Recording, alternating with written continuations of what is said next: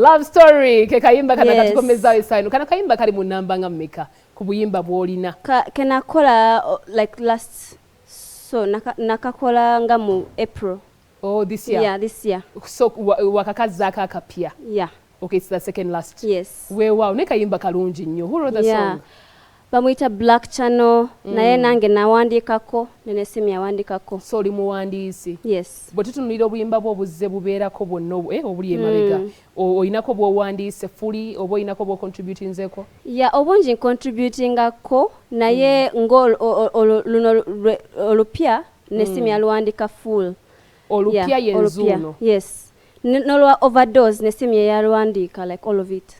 Yeah. Okay, ogenda tuleetera ebibuuzo bingi. Enkolagana yo n'essimu evaawo entuufu? Okay, me I think just yantegera like that sound, my sound ate chenjagala oba kyenetaaga.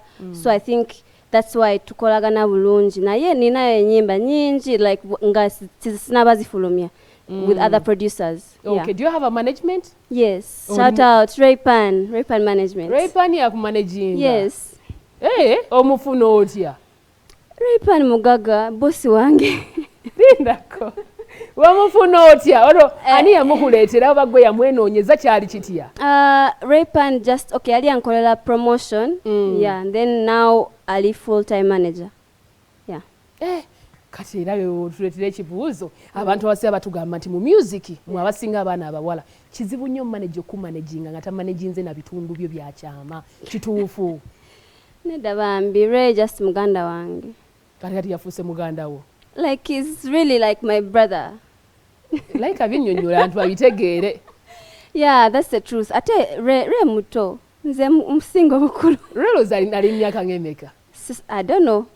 Kale nga emeka? Nze musinga, I know that. Gw'oyina emeka?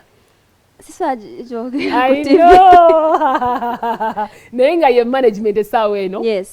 Bo batandika watandikira oba bazze along the way? No, yajjanga ku overdose awo. Okay. Yeah. Kale kyakabye ekyo muna ekizaamu amaanyi. Akwafina bibatekamu ensimbi ekyali program kiri kitya? Nkwebaza kyatwekumiddeko. Thank you so much for the love and support.